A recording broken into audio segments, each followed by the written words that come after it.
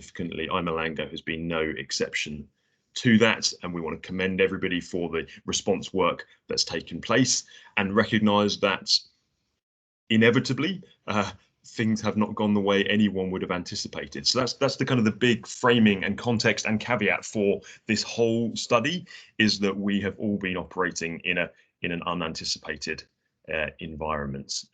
So many of the methodological approaches that we would normally use, and then from the implementation side, it's just had to be different. But these four things still remain the case. These four things are still the priority, and we've still been able to achieve each of them. Every evaluation has a mixture of accountability and learning requirements. This evaluation, it ticks the boxes for the accountability requirements of the GEC, but the most exciting and important aspect of it is not that. The important part is what can we now learn for the future of how the programme can develop and how it shows us the effective ways to use EdTech for girls' education. Which takes us on to the background. That's the purpose of the programme. We're all familiar with how the iMlango programme sat within the strategic partnerships. That's important because we need to think about that as we reflect back on some of the things that have gone well and less well. So how this sits within the broader sector. Within the strategic partnerships window, the GEC was conceived a long time ago, but the purpose, and this is crucial, was for iMlango to be an explicitly innovative programme that would explore new approaches. And that matters when we get to talking about value for money and cost per beneficiary. We think there's been a contribution made by iMlango in these three main ways here. The programme has contributed to learning on how tech can actually be useful for girls' education. Everyone recognises girls' education is crucial for development. Everyone recognises technology has a role within that, but there is actually a significant ongoing evidence gap around the specifics of how it can be best used, and iMlango has helped to address that. Secondly, how the programme is integrated within national government priorities has been a challenge and a journey, and has been an opportunity to reflect more broadly for the sector as well. Thirdly, it's inevitable that the role of private sector-led consortia in delivering this kind of programme will increase, and that was part of FCDO's original mentality and motivation, was to see, okay, so how can we do this? How can we find new ways to deliver impact at scale through these mixed consortiums? So we think that the experience of iMlango can shape the future in these three ways. We can learn about the future of investments into girls' education, evidence-driven decision-making, and specifically around the use of EdTech. Because, as I said, this is likely to become more common, and we think that the learning can provide significant help for the sector. So what we did, the methodology summary, take a minute to look at this slide as I'm talking. The highlights, headlines around the methodology are, first, as everyone knows, we were not able to implement the methodology anticipated or prescribed by the GEC for the baseline, midline, endline approach to the evaluations. That was in the instance of iMlango because of challenges at the baseline, but as with every other project, it inevitably was impossible because of the travel restrictions due to COVID.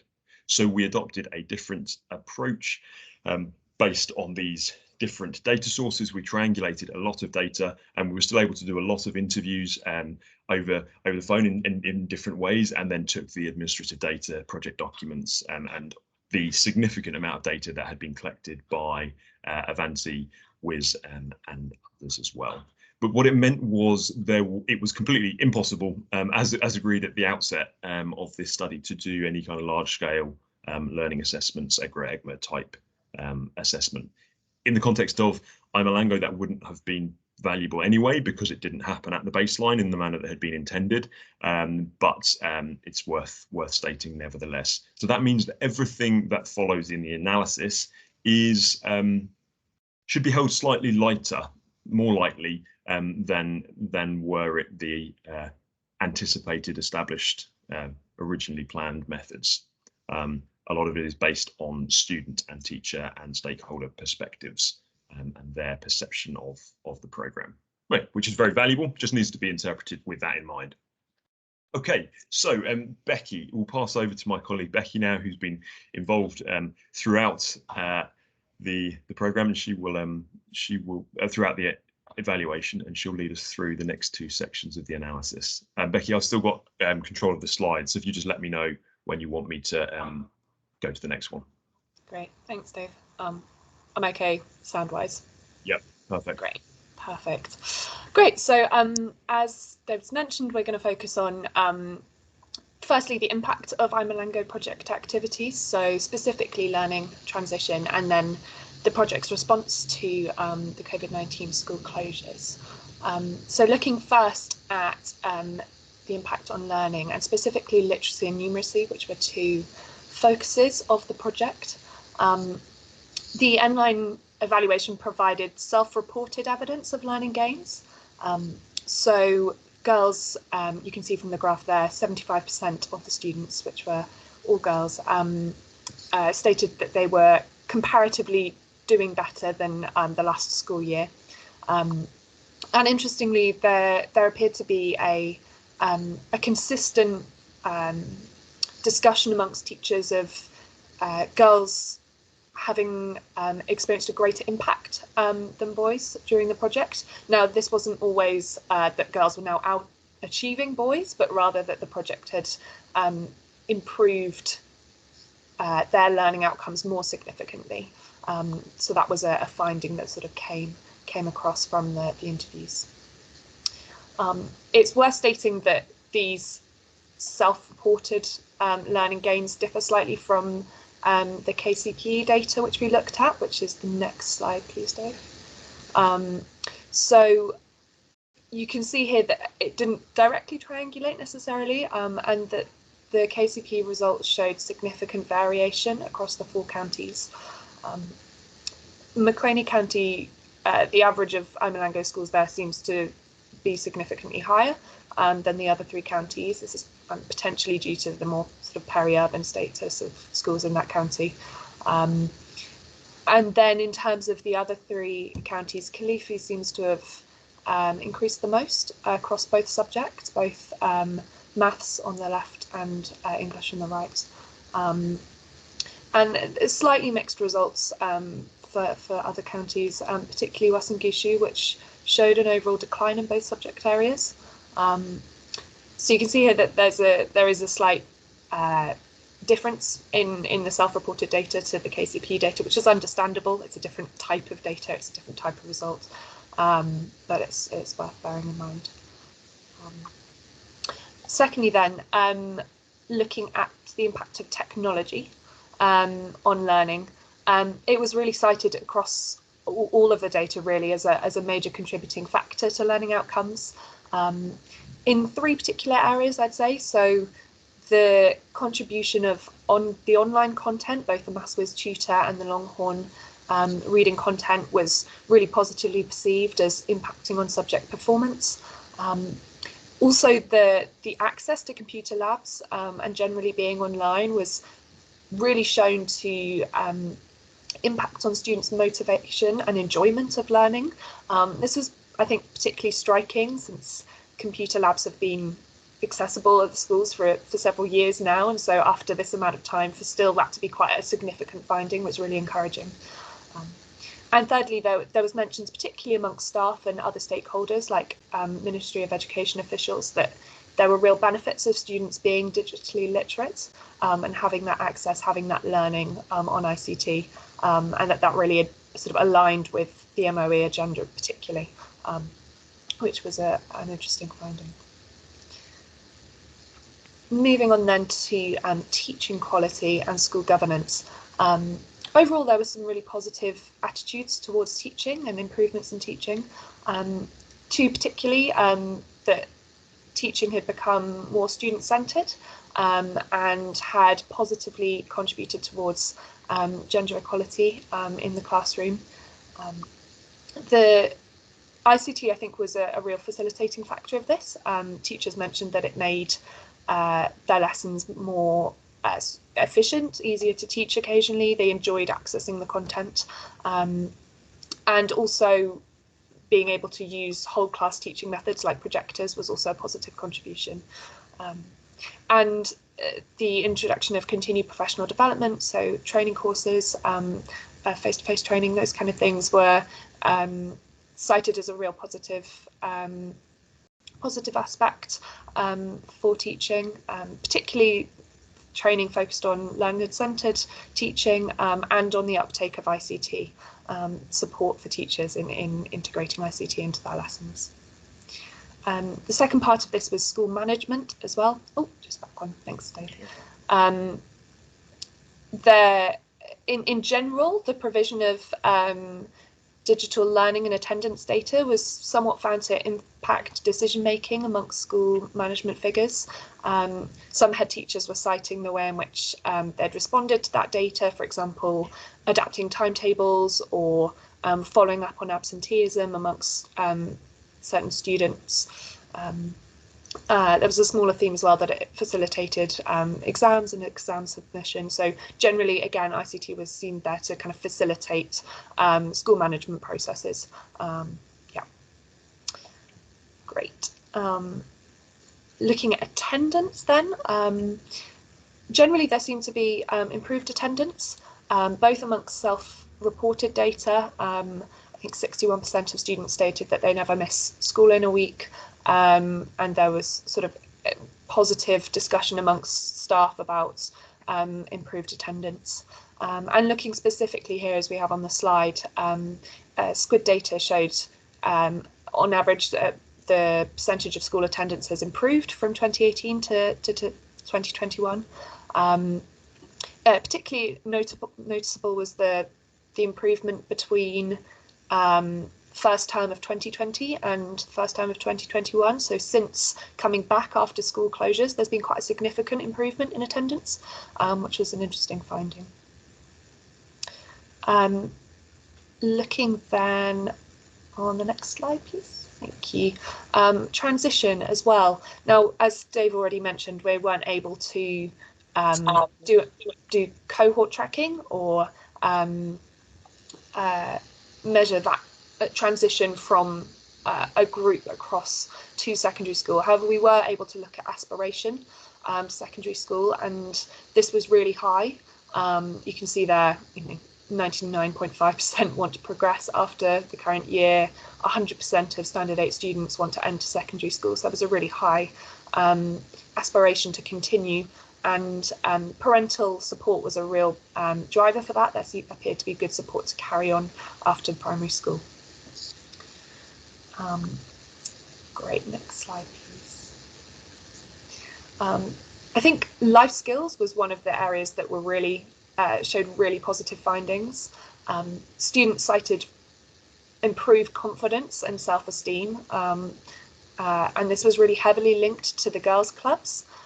You can see there it was the clubs were shown to increase confidence, to help solve problems, make life decisions. They were really well received, and I think this quote from one teacher kind of helpfully sums it up. She spoke about students or girls feeling sort of aware of themselves and being able to express themselves freely, and that was echoed in other interviews with teachers sort of speaking about girls engaging more vocally in learning, approaching teachers, having confidence to do so.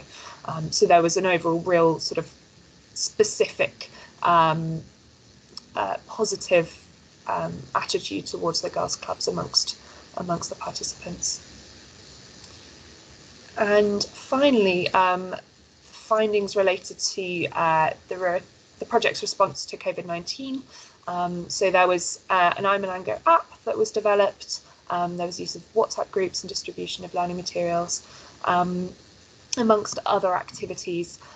Generally, there was found to be quite a low uptake of the iMlango app. I think there was a slight variation between self-reported data and project data, but both were fairly low, and this was generally agreed because due to a lack of access to smartphones and also the cost of data bundles.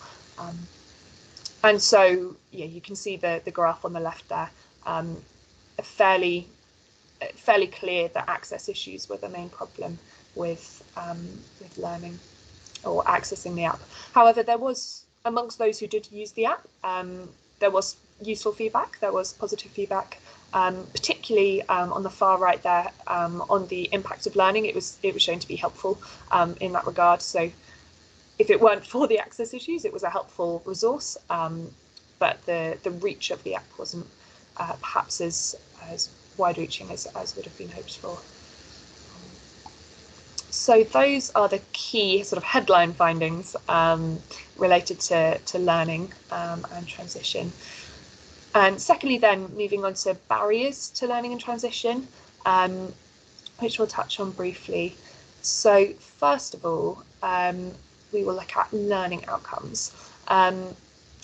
In general, there seemed to be a dialogue that the maths content was slightly stronger than the Longhorn content, so the numeracy content as opposed to the literacy content, just generally because maths seemed to be more integrated into the project, and that the Longhorn content, the literacy content, appeared to be, or there was a lack of offline content, and that obviously can affect accessibility when there are problems with electricity or access to computers. There were a couple of other additional barriers, so disability was found to be a barrier to learning. There was discussion in interviews of ways in which children with disabilities were being supported, provided with additional support, or being adaptive teaching methods within the classroom. However, it was a statistical reason why, well, it was linked with barriers to learning, and also a limited knowledge transfer to teachers. I think this came up in a number of different areas in terms of barriers, and I'm sure Dave will touch on it in terms of the kind of sustainability of the project as well. Obviously, teacher transfer is going to be a challenge, and it's really important to keep hold of that knowledge and passing it on. So that was a barrier as well. Secondly, looking at barriers to enrolment and attendance. So the top 3 barriers cited by students were non-menstruation related sickness, a lack of money, and family functions, so for example funerals or other ceremonies. Those were the 3 reasons why students would say that they would not attend school, with sickness being by far the highest. However, there were also discussion of more domestic related barriers as well. So on the next slide, you can see students' engagement in sort of economic or domestic activities was a barrier to some extent. The graph there shows the chores or domestic related tasks that were the most prevalent amongst students, particularly doing housework, caring for family members, and fetching water were the highest of those. And there was mention amongst teachers in the interviews that attendance would drop on, for example, market days, which is an understandable feature in these rural communities. And also the head of household's educational attainment, interestingly, was a factor which affected attendance. Students whose head of household had a lower educational attainment were less likely to attend school, so there does appear to be a knock-on effect there. Okay, moving on to barriers to transition. Quite clearly, the biggest cited factor for not completing studies amongst students was a lack of money. You can see there that it's quite significantly higher than other potential factors. Again, understandable, these are schools in the more marginalised areas of Kenya, so lack of money was a prevalent factor there. It's also worth looking at, though, the overall KCPE scores, which we've got on the next slide. The scores, this was cited in the theory of change as a potential barrier to transition. And what we've got here is the average score across all 5 subjects, including English and maths, but with the other 3 subjects as well. Again, you can see significantly higher in Maquina County than the average of the other counties. But it's worth seeing there. You know, schools in Western Gushue again seem to be the scores appear to be decreasing, so this could be a potential and may affect which schools students are able to transition to after primary school. One head teacher was talking about encouraging low-performing students to go to vocational colleges instead of dropping out of school entirely. So that there did appear to be discussion about encouraging students to continue with different forms of education. But that's one factor to bear in mind. And then finally, before we continue by looking at the findings related to value for money and sustainability, there are a couple of barriers to the use of technology which are worth considering. So firstly, the size of classes in many of these schools meant that access to technology was not always available, so both in terms of access to equipment but also in terms of fitting into computer labs. That was one cited barrier. Challenges with electricity and sometimes internet connectivity occurred, which obviously would affect access to online content, as did technical issues with devices which required maintenance support. And finally, as I've already touched on, the access to smartphones was a major barrier during COVID-19 and the school closures. So those were areas in which, although technology was definitely a major contributing factor to learning outcomes, ways in which technology was hindered here from potentially achieving as high potential as it could. Yeah, I believe that is the final slide of the section. Yeah, I'll hand back to Dave now to look at value for money. Brilliant. Thank you, Becky. That's a fantastic summary. We're now going to focus on the third section of the analysis on the different aspects around value for money. I'm going to review the analysis here and share some figures, but the implications of those figures we will look at more in the recommendations. So this is a table of the program costs, which shows project cost by component split across per year, per child. The figures should be held lightly because of some of the challenges we had in accessing all of the financial data. However, the important point is they give an indication of the spread and the weighting of costs between different components of the program. For example, you can see the fourth component, girls clubs, less than £1 spent by the fourth year of the program. Yeah, less than £1 per child, and yet universal recognition that they had a very positive impact. Similarly, we can see teacher training, less than £1, and again, very widely reported that the new approach adopted in 2019 had a significant positive impact, transition to the whole school teacher training approach. So you can see some aspects significantly more expensive than others, and we'll get on to the implications of that shortly. So narrative VFM, very difficult to draw firm conclusions on the overall VFM, but what is clear, and I think everyone recognises this and is accepting of it, is that ongoing participation for schools will be very difficult without any external funding, because of all the things we talked about at the beginning, the role of iMlango within the GC strategic partnerships, its innovation focused. It was inevitably expensive and was designed recognising that, so that needs to be held. Needs to be recognised, and the programme has managed to slightly reduce cost per child over the years. But the headline is that it is still too expensive to be sustainable or scalable on its current model. There were slightly reduced costs in the last year, but that again was largely due to just the operational dynamics and restrictions of COVID rather than any substantive change in the model.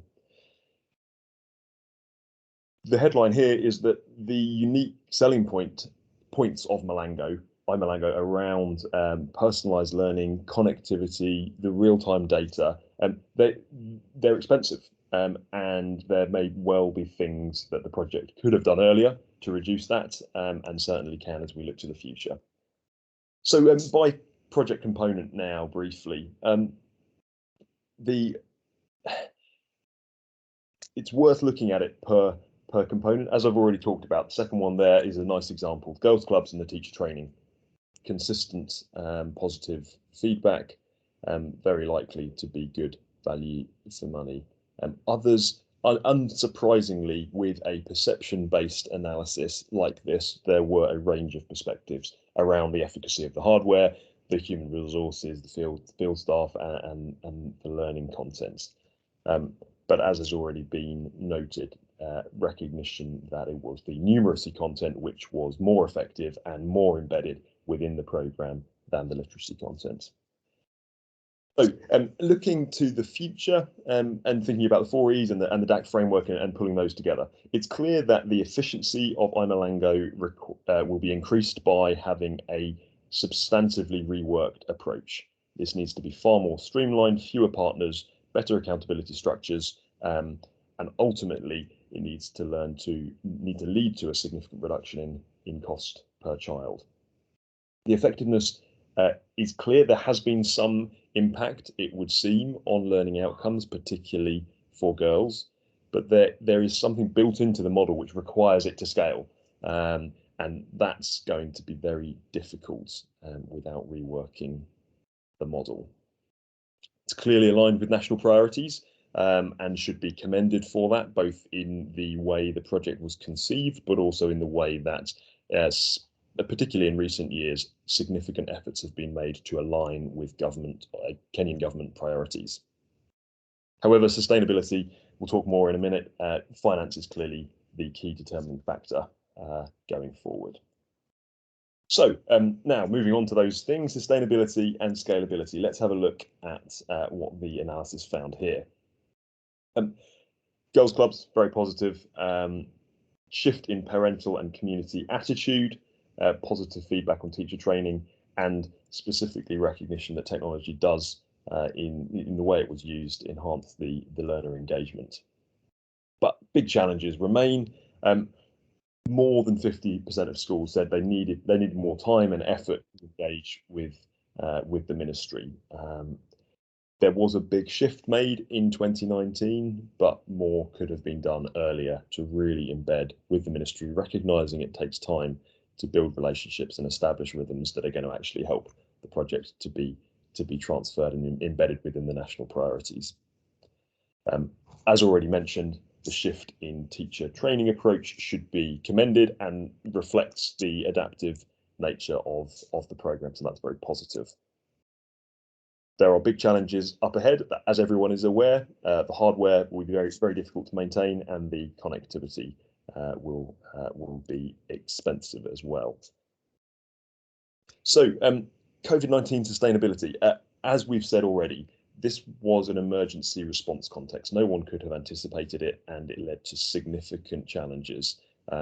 And it's they were within the program, but also more significantly within the operating context. So as Becky's already said, there was limited use of the app. Our data found higher than the other reports, but still very low, and of limited effectiveness there.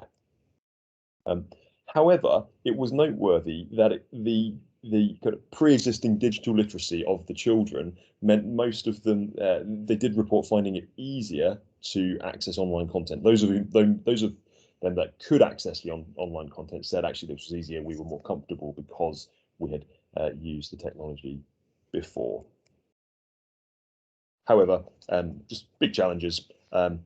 Lack of engagement with the app. It didn't work in the way that was anticipated, and that needs to be stated clearly. And obviously things like the girls' clubs, which were dependent on a physical location of the school, were not able to run in any capacity at all. So there's the plans for sustainability. Obviously, there has been a big focus on the last few years within iMlango on income generating activities and the idea that schools will be able to generate the money to keep the project going. it's clear in the vast majority of cases that there is not sufficient disposable income within local communities to make this viable. That needs to be recognised, and despite the fact there may be a couple of exceptions, if this model is to scale, that is not the route through which to do it. There's a future looking at the introduction of online content, offline content, as has been started already. However, this shouldn't be at the expense of the personalised learning and the live data, because that is the essence of what iMlango contributes to the sector. So that's a careful balance. Finally, just worth noting again, despite the significant efforts that the partners have gone to, and despite the clear guidance from the GEC, there was a concerningly high number of schools reporting that they weren't sure what happened at project closure. They're unprepared for it, as was identified or predicted in the midline. So it's clear that if iMlango is to scale in some form, it will need a substantially altered model, and the core of the change is a reduction in the cost per child. We anticipate that we are looking at a significant reduction in cost per child. Our estimates would be for the offering to be a genuinely scalable, sustainable option, it would need to be under $10 per year per child. We think that's possible for the programme in a streamlined model, but we'll come on to that in a minute. Crucially, the MOE officials were very positive about iMlango spreading and recognised the alignment with the national priorities. Okay, so now we come to the final section, and this is where I'd like you to take a pause. You've listened to mine and Becky's voice for 25 minutes. This is what we really want to focus on, because all of the analysis is geared towards, so what do we do next? What have we learned, and what needs to change as a result of this? There's been a lot of money, time, and effort invested in iMlango. It's coming to the end of a chapter. Everyone involved should be commended for the hard work that has gone in. There have been many challenges and some significant positive impact as well. So now we want to focus on the recommendations for how we think things should be, some things should be stopped, other things should be changed, and other things may start in order to give the programme, or whatever follows it, a viable, high impact future. So our recommendations are in four main categories. The firstly around the strategic future of the programme, then we go into the specific technical recommendations, and then looking back at design and implementation recommendations, which speak also to the fund manager and to the FCDO, and then looking lastly at how the programme can contribute to the wider learning of the sector. So we've got a long list of recommendations. That's deliberate because we want the people on this call and others to really engage with the complexities of them and think them through in some detail. We can begin that process today, and I'm sure you've already started it in different contexts as well. But the headline, before we go into these, is that we believe from the findings of the Endline and our wider knowledge of the programme, iMlango, or a future version of it, does have a positive potential future. However, it will need to be significantly streamlined, and the cost per child model will need to be dramatically reduced. If you want and are willing to engage with that, then we think there is a viable future. So here's the strategic future of the programme recommendations. I'm not going to read it all out. I encourage you to take a minute now to skim through it. And I'm going to point out a few different things to consider as we go through that. So read each of those, and then we'll have a chance in a minute to ask any questions about them, discuss them, and debate them. It's worth saying you have already been very proactive and are engaging with the GP Summit in London, happening in a couple of weeks. So that's fantastic, and we understand that there are already plans underway to rework the model as well. We think number 4, it is crucial that you can calculate and articulate the cost per beneficiary model of the future streamlined model, reducing it 5 or 6-fold from the current model, and also demonstrating how, as WIS have already started to do with some of their components, what cost it would be at the present scale and what it would be at a larger scale as well. On number 7, we do think there is a timing issue here. It's important to move quickly now. We think if iMlango does not capitalize on the momentum it has at the moment, then within 12 months it will be much harder to do so. So if you have big plans for the future, now is the time to implement them for sure. Okay, and also we think probably not our decision, but there is sufficient change required within the operating model that it may be sensible to lose the iMlango brand and build a new distinct identity around connectivity enabled personalized learning with real-time data, keeping those components but changing the brand. Okay, next one, specific technical recommendations. Really encouraging impact of the girls' clubs. There's a lot of broader evidence from elsewhere as to why that works and has impact. Let's continue to do that. Recognize the limitations of smartphones in the context. 14, we do need to look at coverage within the schools. There were some limitations there which restricted the number of rooms within which the content could be accessed. It's clear that the microfinance stream of the project should be discontinued.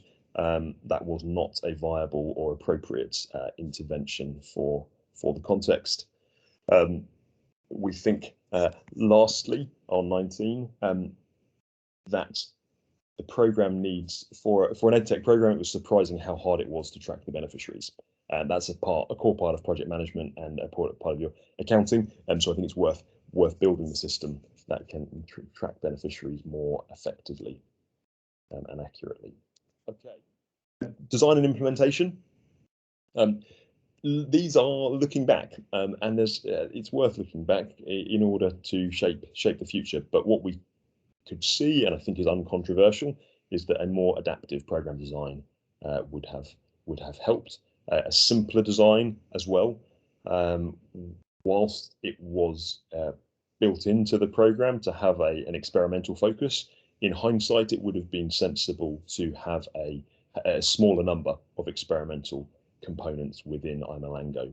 It takes a program some time to realize where its real distinct comparative advantage is, and I think that is now clear for iMlango. It is in rural schools which can't connect any other way, and providing reliable high-speed connectivity to enable personalized learning, specifically with numeracy for the most marginalized girls, with a couple of additional components, such as high impact components that we know about, such as the girls' clubs and the whole school teacher training.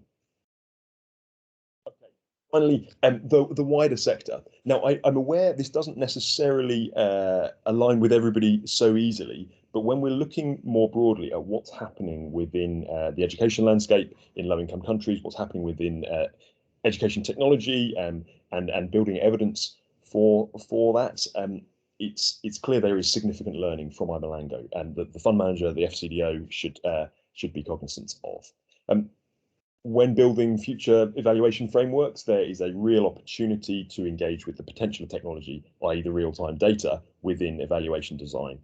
In an ideal world, a program like iMlango would not have been assessed independently at baseline, midline, and endline. It would have had a far more iterative design where quick, rapid changes could have been made on the data collected.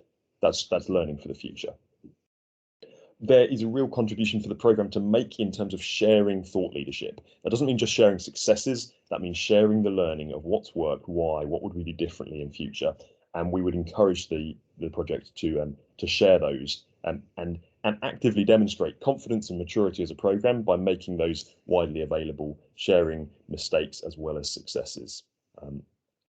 We do think it makes sense to do some form of ongoing review, because as we said at the beginning, the timing of the Endline has been suboptimal in so many ways. So we think that it's important for it doesn't need to be external, but for iMlango to do some kind of review so that you are still learning of what is happening in the schools, because we anticipate that as schools return to more conventional structures and rhythms, there may be useful things for the program to learn as well. And we would encourage you, even in the program, even in the schools where activities have to cease for a while, we would encourage you to continue to track what happens to understand the future impact. So let's pause there. That's the end of our presentation. And what we want to do now is we have 40 minutes left. So let's have about 10 minutes at least for open Q&A, reflections on what's been said, any clarification questions on the Endline as a whole, and then let's have the majority of the time going into structured feedback on the recommendations and hearing your reflections on those. So, Mary's, I'll pass back to you, and we can open the floor for any questions, and then all the Jigsaw team can answer together. Perfect. Thank you, David. And I think everyone agrees with me that especially the sustainability and the VFM sections of the presentation and of the report are very strong. They add a lot to not just knowledge about this project, but I think the wider kind of knowledge that we have on GEC projects. And I think there's a lot that other evaluators can learn from the way you've done those sections as well. So really very happy with those, and happy that we could kind of fit them into the evaluation. So thank you for all your work on that. I do have quite a few questions, but I have fed back on the report heavily, so maybe I'll hold back and see if anyone else has any questions first, and we can then come to mine if we have any time left. I've got a question. So a fabulous report and really well delivered, David. Thank you very much for you and your team for doing what you've done. All the recommendations you've made on there, it's quite heartening to see that we've already thought about some of those, and we've got some of those in play already, which that's good to know that you're kind of endorsing those. One of the you'd expect me to do is go to the value for money, and one of the big areas I saw on the report was the field staff. It would be good to get that broken down more to understand exactly kind of what those field staff were, because that was a huge amount of the overall cost, and I think that would certainly help us to make sure we're tracking in the right direction to understand a bit more of that. So perhaps we can take that offline and you can share that with me. Yeah, absolutely. I think that's a crucial factor. It was an expensive component. There are costs which are inevitable with this kind of implementation, but I think our assessment would be that can be an element where there would be significant cost savings in a future iteration of the program. Yeah, hugely. Thank you. Just to comment on that, I don't think that should be mistaken for it not being necessary as a component. We spoke about in there the teacher training having a great value for money contribution there, but that part of the reason it had a great value for money contribution is that it was quite targeted. And the reason it was quite targeted is you had a lot of continuous learning data, and you also had the qualitative insight from having field teams working with those schools. That's not to take away from the fact that it wasn't necessarily done in the most cost efficient way. Yeah, I think my point, Richard, was more about let's just break it down to see that bucket, because I think a lot of things got thrown under the bucket of field teams, of field staff, and we probably just need to do a bit more due diligence on that. I had a question, if I may, and although I think my teams did feedback into this, I actually didn't get that opportunity, so I am sort of doing it a bit late in the game. I think it's a very good report, and many of the recommendations are sort of in line with what our thinking has been. I saw that, but one of the things so for example, one of the recommendations is the value in having continuous learning data and you mentioned personalized learning, and I think there's one area in there in your presentation that I would consider. You talked about content, MathsWiz and Longhorn, and MathsWiz being stronger. Truth is, it's not a fair comparison because Longhorn is just content. MathsWiz is an adaptive learning platform. I can't tell you whether our content, which is a component of adaptive learning, is stronger or weaker. I haven't really looked at Longhorn, but certainly if you're comparing adaptive learning to content, that's unfair in a sense. And it's actually an important point because we've got to educate the wider ecosystem. Our government's going to spend money buying content, or are they going to invest in adaptive learning? And they're two quite distinctive. There's a very massive distinction in those choices. And I think I think we should help communicate that distinction. Just as a point of feedback on that one, it really struck me because that distinction is not well understood in the governments who are spending considerable funds. And yet your conclusion, which is personalized learning and continuous learning data, is an important takeaway for the broader sector. I couldn't agree more. Yeah, I think Richard, you're completely right. It's a very helpful clarification, and I could have emphasised that more because we completely agree. And it's, I think the crucial component there is what's the actual comparative advantage of iMlango? What can iMlango do that no one else can do? And there's lots of organisations which can distribute content, as you are well very familiar, Richard. And I think so. It's in emphasising that you're right. It's not a fair comparison between the two. It's simply that if iMlango is to have a viable, interesting, distinctive future, then it's not in just providing content like anyone else could. It's in the adaptive, personalised component. Yeah, and I think that, I mean, the real thing when I sort of traverse over the broader ecosystem, that distinction is not understood. And so as people who have that insight, we need to at least provide that clarification. Now, yeah. MathsWiz has content in it, and if you were just comparing content for content, that's fine. But I think you were comparing it in terms of its overall provision, and one was adaptive learning and one was generic. Big frustration really of the last year is that we were very close. I think you would agree, Richard. We were close to actually having a data set which could show the impact that the Wiz approach had in contrast to more static content. It's just it hasn't been able to do that. So I think we're a year off being able to have that really compelling evidence, which is frustrating, but I think worth noting. And I think that there's probably another piece in there, and I think, again, the overall conclusions, we got to the right place, but in terms of insights, with the continuous learning data and the adaptive learning, what we were able to see through the program was an improvement in efficacy with the subset of pupils who got the recommended levels of access. As an overall cohort, we were still some way off. As David said, I think we were actually about 2 years away from enabling those conditions to be more consistent across the cohort. And at that point, we would have been scaling up that efficacy to achieve program effectiveness. We were unable to get there in the time, and so the end learning outcomes were not as conclusive as we would like. Whether even then they would have transitioned to KCP exam results is another question. They may have needed a further consideration in terms of linking an exam prep to that. I don't know, but it's there was such a huge benefit in terms of having that continuous learning data, having an adaptive and course corrective framework that really resulted in improved efficacy in those subset of pupils who did get the recommended access. I don't know if that came through. So interestingly enough, the conclusion comes through rather well, that continuous learning data can be used both for evaluation, but actually for program implementation. What I don't think came through when I looked at the report was why that recommendation was there. And I think the recommendation was there because we saw evidence of deploying it to improve efficacy.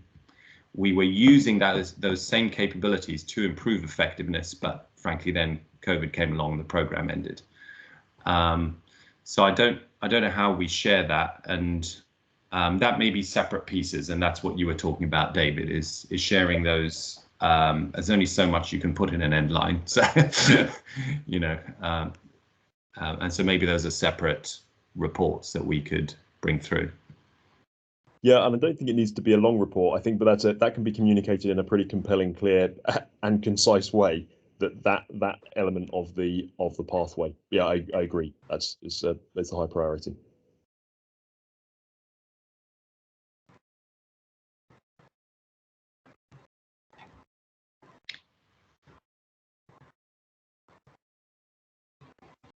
Thanks, Richard. That was actually really interesting. Alicia, do you want to come in with maybe a couple of questions, and then if anyone else has any questions, we can sort of follow? Yeah. Happy to do that. Let me just take my video off. And just to really appreciate the whole Jigsaw team and the project team for all of this, especially like Meryl said, especially those slides on VFM and sustainability and the focus on the future. I think all of us are really focused on the future, which I think I'm a little bit proud of us for having that outlook as well, because donor programs do tend to have, you know, such a preoccupation with accountability that we don't look forward enough. And so I do really appreciate that. And Richard, you actually answered or reflected on a couple of my comments, so a big thank you for that. That question of what is the comparative advantage, for me, is something that I absolutely agree with, the importance of understanding that before being able to come to a government of Kenya or other governments with a really strong offer. And I also think we need to assume very low baseline knowledge of things like what is adaptive programming, and what effect does it actually have. And I think, you know, you as a consortium, you will have to really just explain that, and be ready to have multiple conversations to help all the stakeholders understand that. As I'm sure I'm not saying anything you don't know. Let me just find my notes. I just had a couple of, yeah, just a couple of other things. On the VFM, I mean, I think the costing per child table was really interesting, and I really loved the way that you broke it down by component. I expect that Meryl's and her VFM colleagues would be quite excited about that. So that's really good. I mean, something that I think is hard to untangle, and I understand why the project couldn't, Richard sort of alluded to this, is that the dosage across the cohort is so incredibly diverse. And I mean, as the fund manager, we do challenge any project who says that its direct beneficiaries are its school population. That is a big leap, and it's very rare that a project is genuinely able to say that every one of those children in school is as direct as each other. So I wondered if maybe in the future there's something to be looking at, you know, thinking about, just as Richard alluded to, you know, what is the kind of level at which we say this child has been impacted by the iMlango intervention, and I think maybe that could somehow help your the costing per child figures as well, if you can really understand that. And linked to that, I mean, I really appreciate the huge constraints caused by COVID, and I think you did an amazing job remotely. I know we all share a slight frustration still that the findings on effectiveness are not conclusive, and I do wonder if in future times to go back and to have really hard data on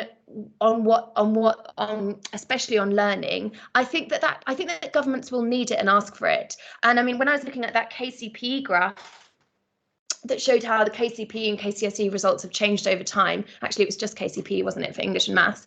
I think if I was a minister, I would maybe be saying, but that doesn't really tell me anything, because so much has happened in the whole Kenyan education system. You kind of, especially in those 4 counties, which some of which have been under a lot of, you know, slightly increased localized financing, you would expect that to at least hold. So I think there's something about the project going back and doing a little bit more on effectiveness. I have like 3 other quick things, I promise. Licenses clearly are driving up value for money, and I'm interested in hearing what is the future of that. This is maybe a naive question, can the project just drop the cost of licenses? I'm afraid I don't understand exactly how they work, but I wonder if that's something to be really honest about, where that money is going and why it is needed. The other thing, this is sort of one that Tom made me think about is that last time I was monitoring in person, we talked about what would it look like for the infrastructure to be sustainable and more suited to how technology has progressed. So would you still have school labs with secondhand computers with 20 children? I mean, probably not. And you're much better placed to know that than I. But I think that practical thinking about the infrastructure is important. And then the last thing I just wanted to say was on girls' clubs, I agree with you. The finding is important and it's great. And I'm not disputing that. I would quite strongly challenge a construction of a new program that included girls' clubs as something that's delivered by an organisation outside of being institutionalized within the school, because the ministry are doing tons of work right now on how to institutionalize SRH, kind of club spaces that are focused on self-confidence, esteem. There are guidance and counselling. Teachers are getting scaled up and are getting properly taught within teacher training institutions. I think I think it would be smart to do a mapping of that landscape, really understand it, rather than say, let's just implement girls' clubs in every school. I think 5 years ago, fine, but probably things have changed a little bit. But yeah, I'm in a complete agreement and support of those. Thanks. Sorry for talking too much, but yeah, thank you again, everyone. Can I comment back on some of Alicia's comments there?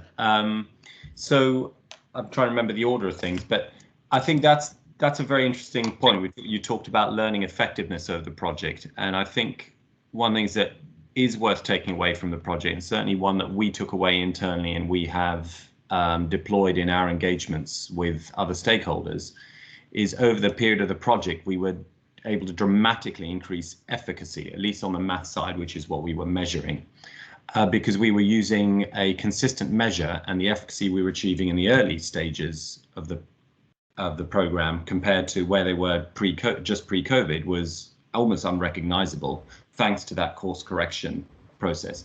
Now, we weren't able to turn that into project-wide effectiveness yet, but frankly, until you have something that has efficacy, there's no point scaling it out anyway. And I don't know how we communicated that. I don't know that came through. Again, that could be a separate report, but I think that's a really interesting takeaway and finding from the project, because it's as interesting in terms of A, that it was achieved, but B, how it was achieved. And the how is the most interesting piece. It was that, David, that you've mentioned there, the continuous learning data rather than snapshots in time, and being able to act on those that made such a huge difference. And the fact that you got that data as a byproduct of focusing on personalized learning. There wasn't an additional cost. And so I think that nuance is still, I don't know how we get that through, but it's such an important nuance. It's certainly one that Wiz Education has learned internally. It's shaped how we operate as a company. It's definitely shaped how we advise, our other government clients. Then when we talk about value for money, I think that journey needs to be understood, because there is a lot of understanding and learnings that need to happen before you have the formula for at-scale effectiveness. And I'm not saying that iMlango was efficient in its cost. There were a lot of things we were trying and learning and what have you. And there is no doubt, if we were starting at iMlango 2 now, which we are looking to do, it looks significantly more streamlined. But just a couple of those things on those. I like the way you were able to itemize those costs as well, Jigsaw. That was great work. When we're looking at some of those big costs, which was the licensing costs, and your question there, can that be lower? We also talked about the field staff and some of the benefits of teacher training. As we talk about the future and scaling that up, I think one of your recommendations, very interesting, is the teacher training. The big question is not only how to, we were starting to see some effectiveness come out of that, but how do you scale that at a national level? And therefore, what components of what did we do could be put into a learning platform to support that. I want to talk about the licensing costs. Just to, Alicia, just to make some sense of that.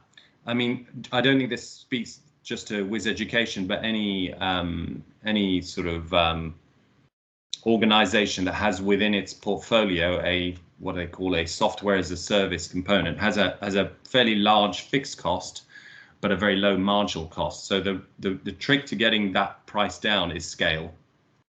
And so when we've looked at costing out, what would it take to go to national scale in Kenya, for example, the things we're thinking about, okay, well, it's really observable how the unit economics massively improves with scale. So to, you know, the $10 a child objective that David sort of stated is absolutely achievable when you go to significant enough scale. But there's a different form of cost effectiveness, and that speaks to the other high cost there, which was field staff. And the interesting bit where that becomes lower cost is when there's true local ownership. When the role that, in this case, the project field staff conducted could be largely conducted by state employed field officers, you know, with the local district education officers, etc. But there's a huge amount of work to be done there, not just in knowledge transfer, but actually collaborating with ministry stakeholders around the alignment of their roles and objectives. And that wasn't possible in this project. We just did another one, a different project, DRC, interesting enough, where in a couple of territories we had the field staff. And in most of the other territories, we actually had the district education officers include within their role, in their field staff's role, the supporting of the schools. And the impact in terms of the learning data was significantly different, unfortunately, because their remit wasn't solely focused on it. It wasn't really clear how important it was. The knowledge transfer, even though we did it, their remit just wasn't aligned. So I think when we look at future focusing and making sure that the value for money is there, you've got A, scale, which reduces your licensing costs. B, how do you deliver quality teacher training at scale, which we were able to do at some level within iMlango. And then thirdly, that support for the schools, which we found is really essential, especially until there's a sort of critical mass. How can local stakeholders play a bigger role in that so that it's not an added cost, but embedded within a provision that's already there?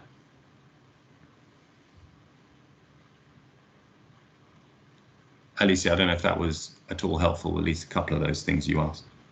Yeah, it was really helpful.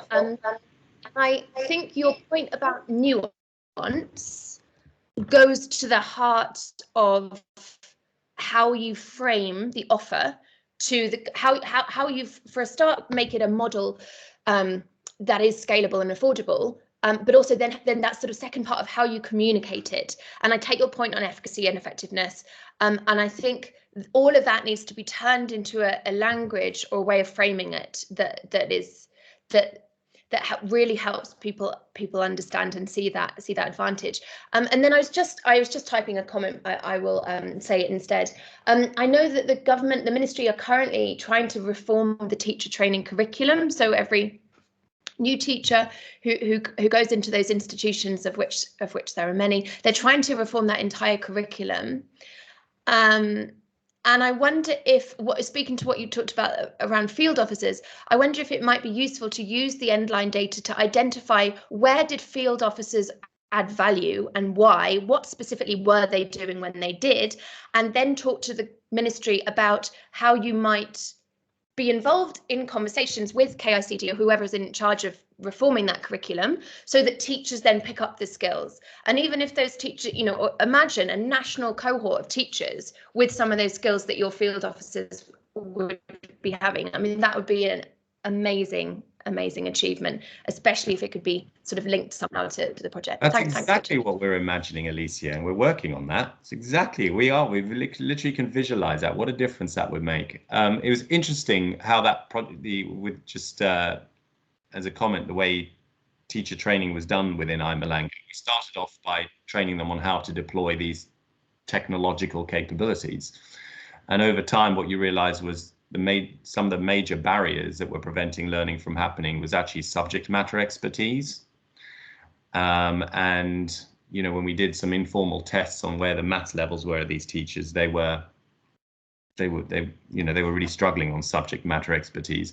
And then of course the other one, which you only realized after you sort of talked to the teachers how little training they'd actually had in reality, was on instructional practices. And so our field team were retrained ultimately, and a lot of the work we did in the latter stages in the last couple of years was on instructional practices and subject matter expertise. And that actually, I think, is one of the reasons that shone through in the end line as a significant, positive takeaway.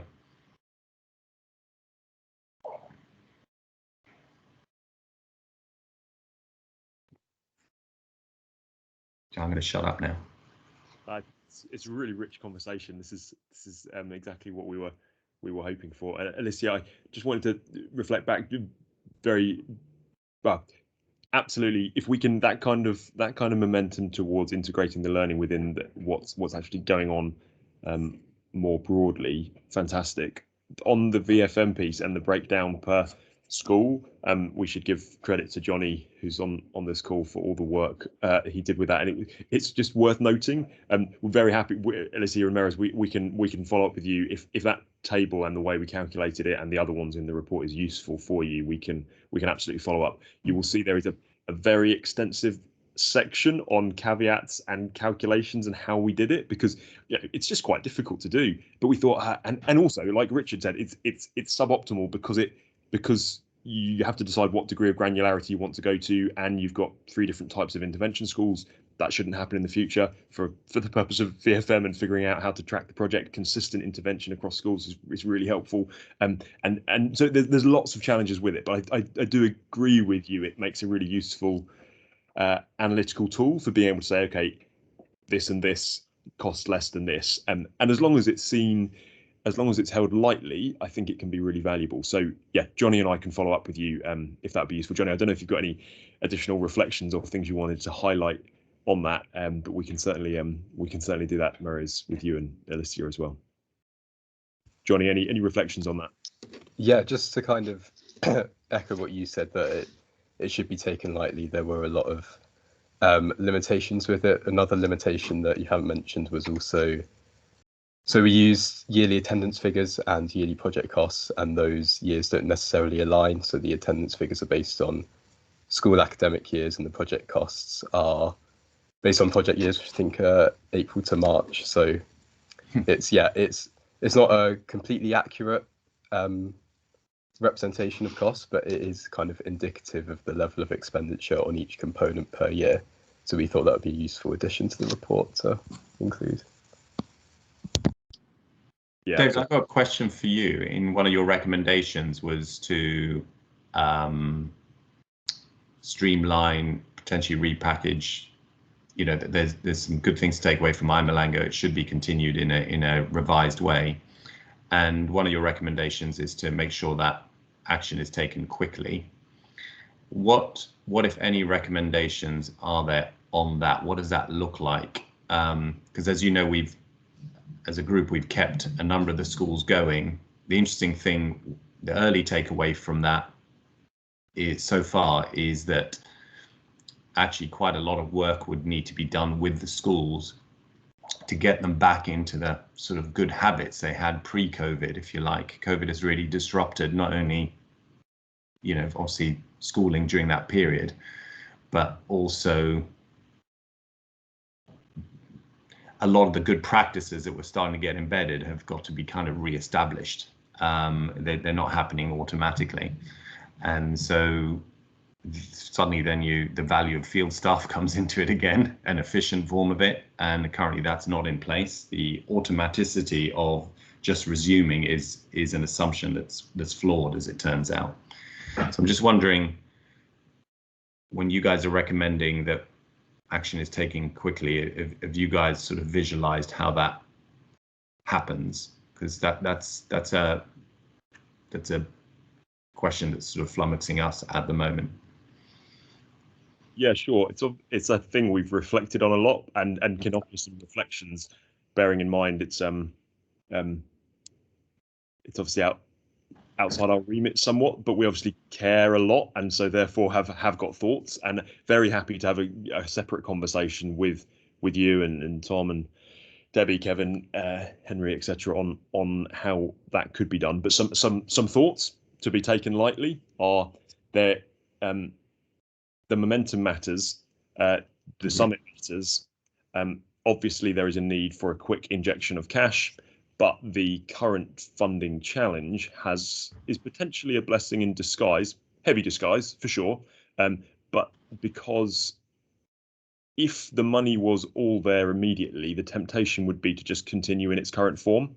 Actually, the crisis presents an opportunity.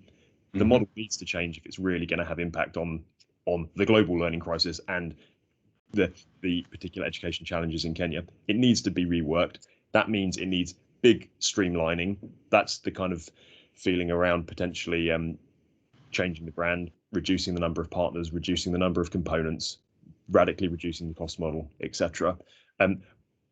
Our suggestion would be that the implementation needs to be consistent. You need to work in schools where you will have a long-term comparative advantage when no one else will be able to have impact. So working with the most marginalized, which is largely going to be in rural contexts, and finding a significant subset of schools, whatever number that is, 50, which are in remote marginalized regions, but ones where you can, they are close to each other geographically, so that you're not spending all the time traveling between them, and invest in a consistent way there with the maths, with content, connectivity, so that you can show that this works, rather than this idea of, I don't think it's viable to go right away for hey, at scale, let's just go across the whole country. I think for now it's get money to do a consistent streamlined offering in 50 schools, and then rapidly use the evidence from that to take it to scale.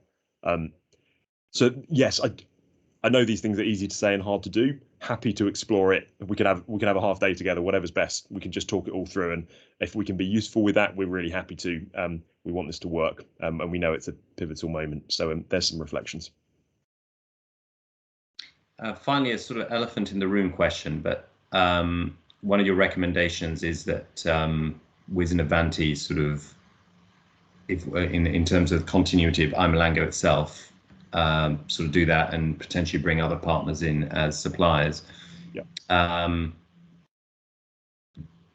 The other consortium partners may have a view on that, obviously, at the moment. But I wanted to get your take on, I noticed that one of the things that you guys in your analysis thought was a positive thing was the attendance monitoring. Is that something that you guys believe should be continued? Our assessment on that is that there were various experimental aspects, and that was good. Not all experiments are effective. Not all experiments should last forever. Time's moved on. Any decision about attendance monitoring should be, as Alicia said, really taken in line with the national priorities in Kenya. Our understanding and expectation is that the approach taken by iMlango to attendance monitoring will no longer be a sensible future-focused option. But we may be wrong, but we do think that there is the opportunity to grasp the nettle and make significant changes, rather than just carrying on and having Avanti and Wiz as the consortium partners, and any other provider being brought in because they can provide a really high impact, cost effective service. Okay, thank you. So I did kind of put a comment in the chat box. If anyone else has any questions, please pop them in there. We have 6 more minutes. I'm just going to go through a few of the questions I had. A lot of it has already been covered, which is great. But a point on effectiveness and sort of having that robust data. So the KCP exam results that you've put on the slide, I believe, are for the iMlango schools. And we discussed, Kevin, that we couldn't get them for the comparison schools for so many reasons, due to COVID, the lockdown, just difficulty in accessing them. I think one way of sort of generating that robust data and kind of dealing with that limitation around, you know, all the work that's already been done in these counties is collecting that data for the comparison schools and looking at sort of what it looks like for the iMlango schools versus the comparison schools. There should also be some kind of information on the contamination that's happened within the iMlango schools, and I think that can inform the discussion as well in terms of what kind of dosage they're getting from other programs by different donors or the government. So that was just one point, and I think that might be useful for the project to do in the future, just to have that robust data. The other one was around very, very helpful to have that cost division. I just wanted to emphasize that again. What we've been doing is sort of looking at the Endline reports, and because the VFM guidance kind of came towards the later end of last year, some of the projects had already had their Endline. So they did a section on the VFM analysis where it was light touch or moderate touch, and then the VFM expert kind of worked on the cost division, but you've already done that and developed some case studies based off of what had come out of the Endline. So I think what I do is just share these findings with her, and we can maybe do a spin-off product. But you've done most of the work, but there might be some questions kind of leading on from the work that you've done. Great, actually, that you've mentioned the limitations. Of course, there will be limitations when you're doing VFM analysis, and it wasn't sort of built in from the beginning to have the costs laid out like that. But I think you've done a great job with it. So just wanted to highlight that. On the cost per girl, for the clubs, I noticed that was actually very low.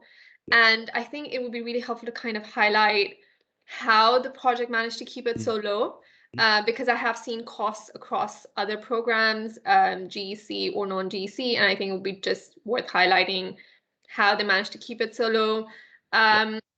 Also on adaptive programming, I mean, I know that we've talked about how the baseline, midline, endline approach was maybe not the ideal approach, and ideally the monitoring data should have been used for adaptive programming. And I just want to highlight that we have the RAMs, right, every quarter. So the idea is that the monitoring data feeds into them, and then we have the reprogramming at the RAM. If we have had an evaluation point, that also feeds into the RAM.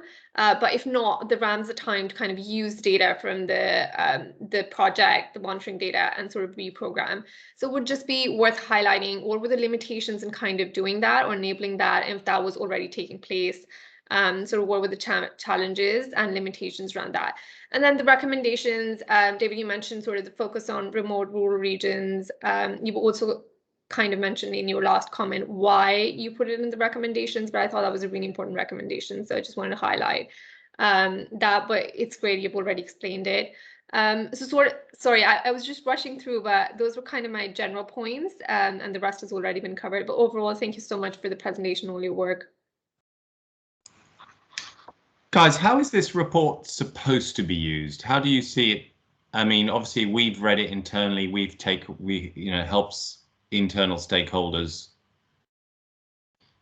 with sort of bring the lessons together. And obviously, I presume the Endline report is made publicly available.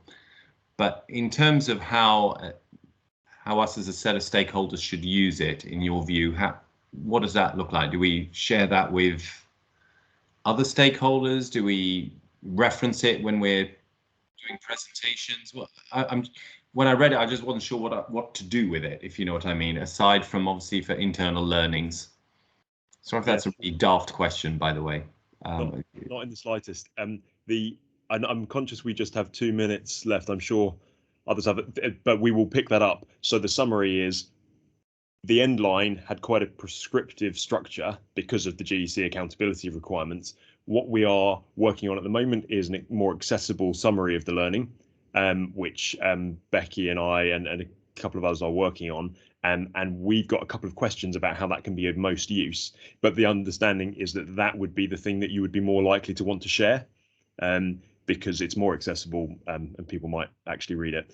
And what we would suggest is that we do we have another session with a smaller group at some time in the next few weeks, when's good for you, where we can actually look at the implications of the recommendations in a bit more detail. But in terms of the products to share, it'll be that more accessible learning report. We had a couple of questions on that, but I'm conscious we're out of time, so we'll follow up on those separately.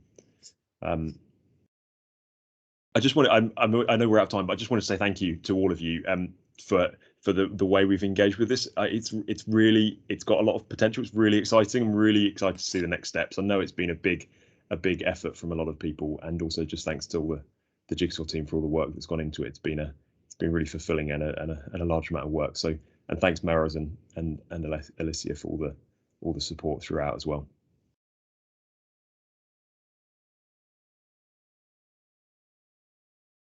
Meros. Great. You can also use the virtual clap feature. Yeah, on I think, Teams. Clap. That's great. I think from our side, I've been Tom, myself, Henry, and a couple of project members have been heavily gave our feedbacks on the report. So that's why we are quiet today and just following through. Just final comment on the VFM. Happy that we were able to include the other 3 E's, which most times people only focus on the cost. So that was very good. I remember Matt knows how we struggle to get part of the data. So we can use the figures as an indication. So we are happy with that, I think. Thank you so much, everyone. Thanks, Kevin. Yeah, we really appreciate all of your work in making that happen.